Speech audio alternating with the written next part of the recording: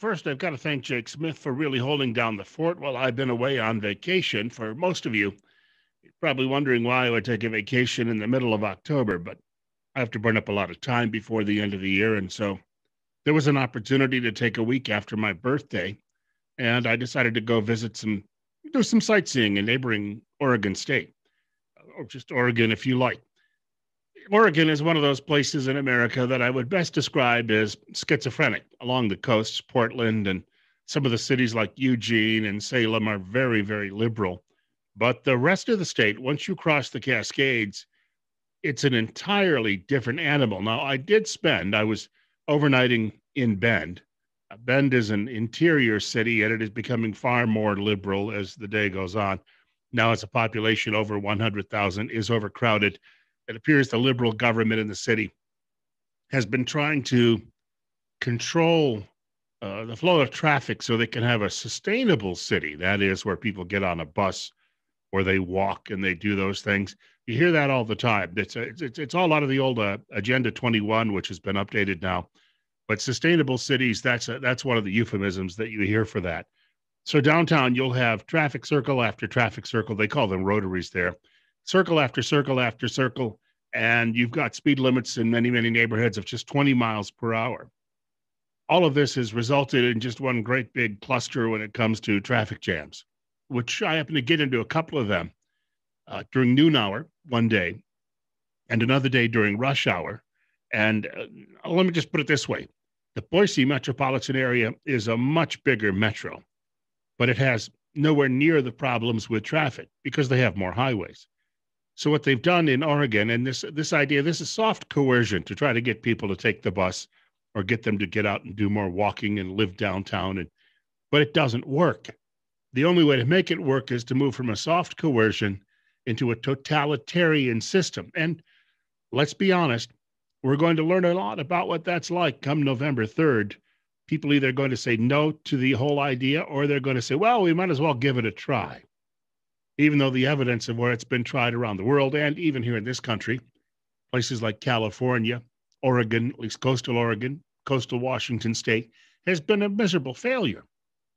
I think about this situation, and I was listening to some of the political advertising in Bend, and all of these people, many of whom have relocated there from Portland and are now running for government office, are all talking about how we need to deal with the housing shortage and how we need to deal with affordable housing.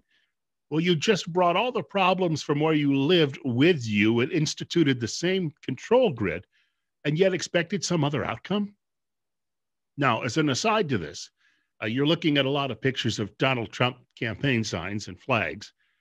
I happen to be driving, as I say, mostly in rural Oregon, and I have people that listen in my own radio audience in Idaho, and they simply say, look, I drive for a living. I'm a salesman, or I drive a truck, and I see far more Trump signs than I see any Biden signs.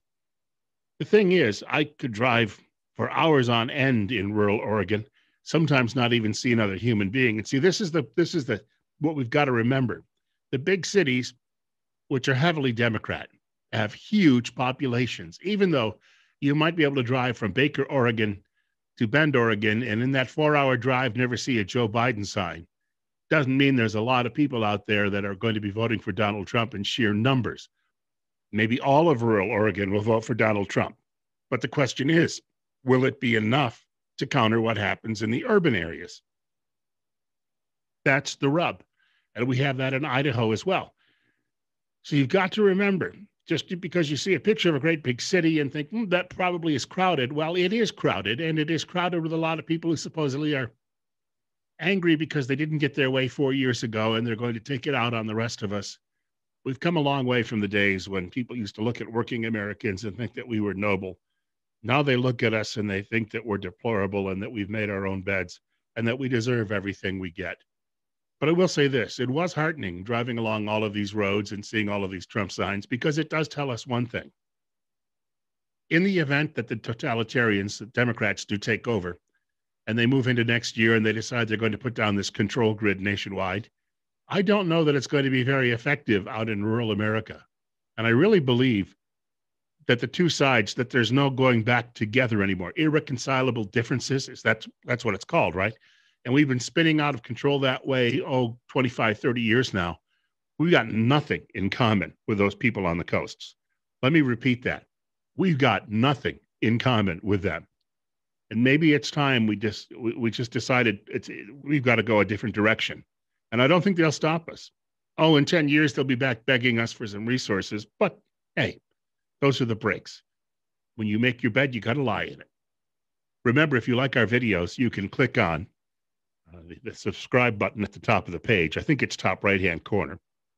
Bill Colley with you. And remember, my partner, Jake Smith, also posting videos as well for Boardwalk Potatoes.